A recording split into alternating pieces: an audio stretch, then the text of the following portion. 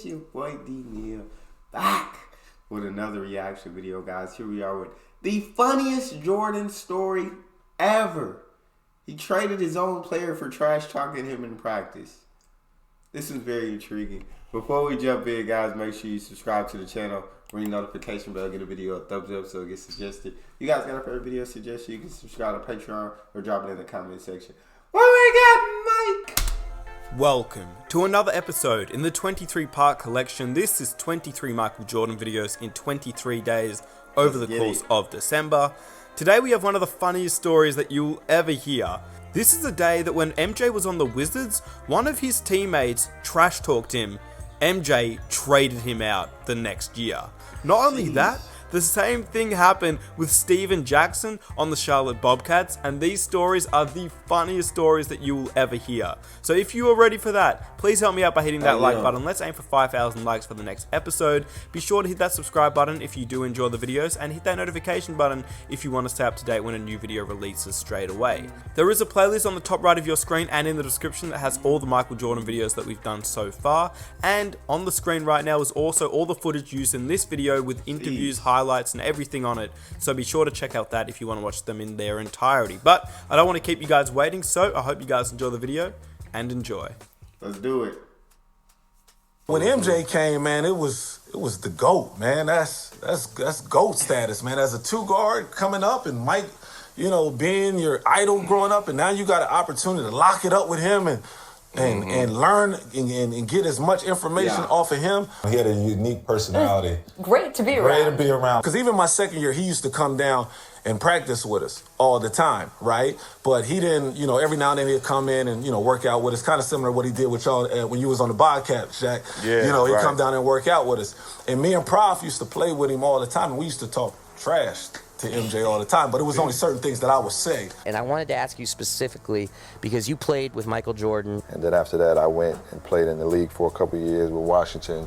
And I remember a day in practice one day, and I'm guarding, and 2 straight plays he come down. Like he would dribble 2 times, pull up. 1-2 dribble, pull up in my face, and he's talking to me as he's doing it. He's also teaching while he's doing it, right? In the middle of the court, he says, "Hey, Rip, add that to your game. Get that in your game. That's the hardest play to guard. The whole medium range game. The mid-range jump shot." Yes, sir. But then there was also another side where it was the talking trash Michael Jordan. And, you know, Prof would sometimes, you know, say a little bit of extra stuff that I wouldn't go there. And I remember one time we were playing in practice, right? And Prof, you know, might have hit a shot on MJ, and he was like running down court, "Yeah, you can't guard me with them old ass knees." And I'm like, "Oh." Stop. Time out. Time out. You know, his knee would swell up.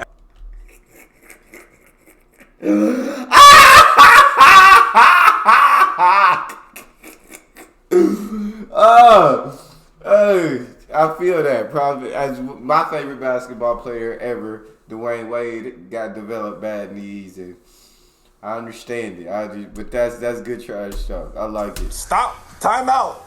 Time out. You know, his knee would swell up after games sometimes, and he would have to get him drained. And to that point, that was the nastiest thing I'd ever seen. So they come out with this big needle, and they drain it, and like this black tar goo-looking stuff came out. You know, but so his body was just different. I was like, "Oh, nah, you don't say that to the GOAT." MJ was heated, And you felt it like palpably. hate to lose. No matter what. No, I heard it, felt it, saw it. It wasn't acceptable in any form, in anything. In anything. In anything. I mean, he was heated to the point that when I went to my exit meeting, because you know he was the president at the time. I went into my exit meeting. He was like, "Oh, okay, Rip, you know, your man, your buddy, you know what I'm saying?" Because he ended up trading Prof that summer. He was like, "Oh, your man." He was like, "Oh yeah, he ain't going. He out of here." He said, "But you gonna be there by you gonna be there by yourself." You know what I'm saying? And you ain't gonna have your buddy to co-sign, and you know you gonna be on the island by yourself. I like, look, he was still mad. He was still mad. I was like, I don't want no problems, bro. I don't want no problems at all. I'm your teammate, man. But when he came, I know the feeling. I know the feeling. We got into it. Right? He traded my ass too. Shit, I got into it with MJ. Mike. Yes. Mike sunned the shit out of me. One day you might look up and see me playing the game at 50. Oh, don't laugh. Never say never. What Jordan? Wait, hold on the fuck up. Wait. So niggas really talk shit to Mike? Man, let me tell you what happened. So I was playing in Charlotte, right?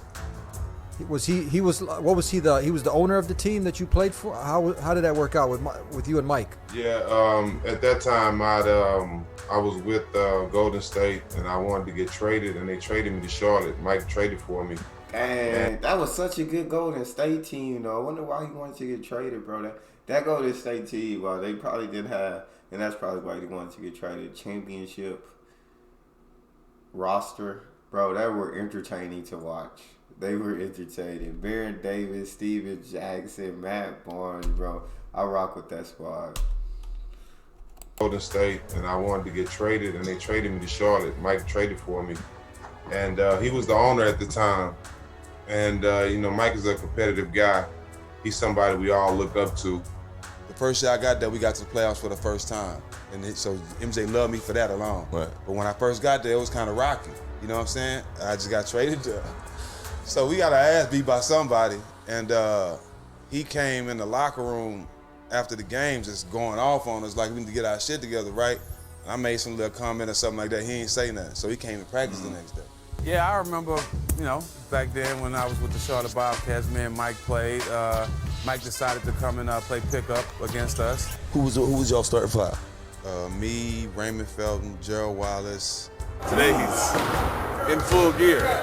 Steven Jackson, Boris Dia, and Gerald Wallace were the veterans, along with myself. Tyson Chandler. Shout out to all the niggas that got cooked by a 51-year-old Mike. Yeah, we got cooked. Obviously, we were kind of sleeping on him because he was in his early 50s, but for some reason, he still felt he was the Mike of old. And do you think if you play against some of your guys right now, do you sometimes do that or not? Or could you win on one-on-ones against them? Or? I'm pretty sure I can, so I don't want to do that and demolish their confidence, so I stay away from them. I let them think that they are good, but I'm too old to do that anyway. Steven Jackson, being Steven Jackson, Captain Jack, started talking trash. And then you guys kind of went back and forth. Back on that shit. Yeah, y'all think y'all did something? I'm 6. Oh, he started talking about all his accolades. He decided to get in the mix, get in the practice, and try to stir some things up to try to get us going, and it worked. So where me and him had words going back and forth. Take my shoes off, because he had gave me, you know what I'm saying? He wasn't just talking to me, he was talking because everybody had his shoes off, but he had gave me a deal and all that. Yeah. This shit kind of directed to me and Gerald Wallace, because we the leaders of the team. Yeah. You know what I'm saying? Yeah. So he going off. You have to be careful as your owner. You don't want to go hard. And I think that Steven Jackson started that scrimmage by saying, that was the past, this is now, and I will bust yo, you know what.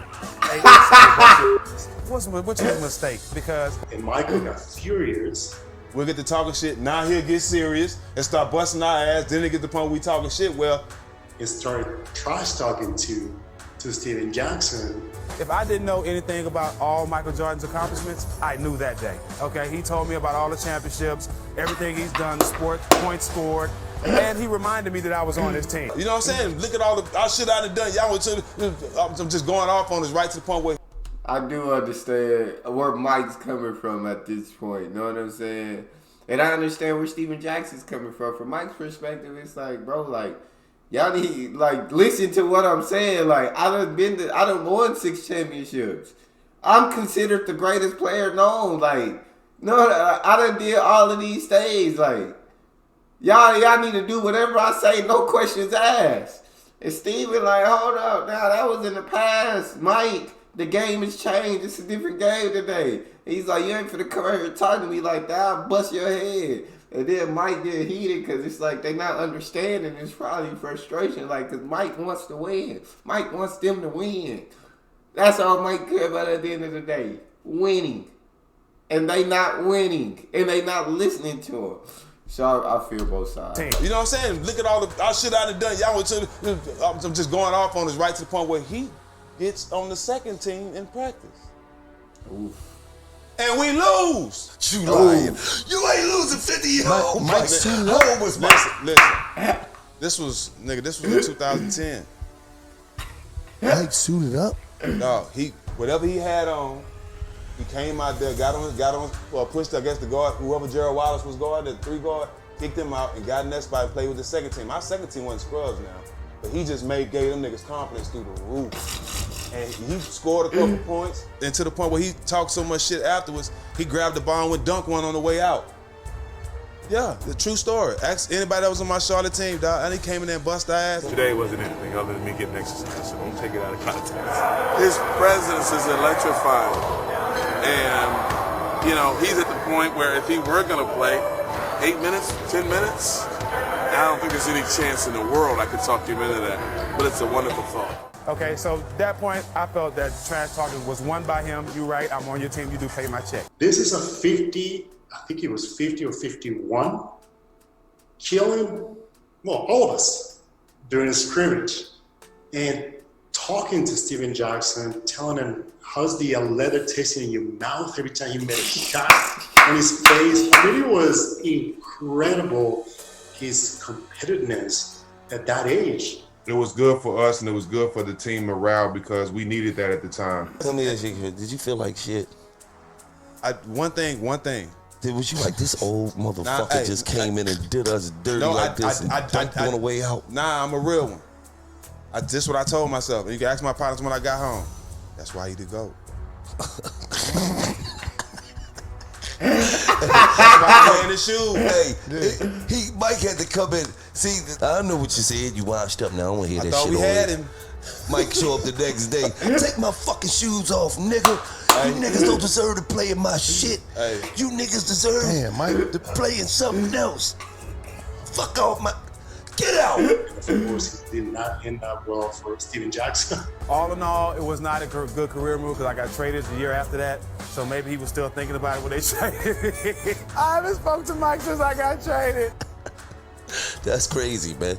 That's a hell of a joint, man. Thanks. I ain't never heard Mike came in the locker room cooked you niggas. Yeah, right after we got into it. You gotta be careful. You gotta be careful. But when MJ came, man, I just thought it was a blessing. I remember going back home after the first couple games and you turn on ESPN or turn on whatever, and all the highlights will be Michael Jordan. Nobody else. Nobody else. Oh, not even on the other team. Yeah, just him. Win, lose, or draw. Yeah. It was MJ. So even when we come to the game, the cameras was all on MJ and everybody else was over there. So I was like, oh, okay, I'm gonna figure this one out. I'm gonna figure this one out, right? Okay, right? So I remember when he took 2 dribbles, got to a spot, knocked down a shot, and then he was walking off because anytime M hit a big shot, he would always put the fist out. If you look at the history of his game, especially when he was in Chicago, he did it in practice. Anytime he made it, it was about the fist. So boy, oh boy, when I seen him make that shot.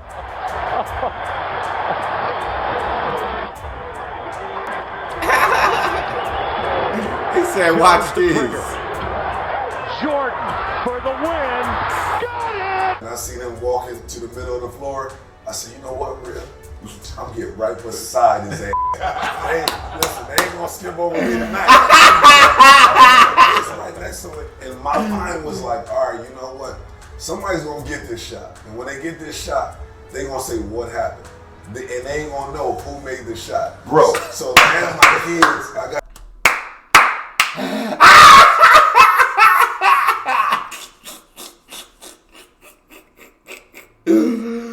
I love it real. I love it real.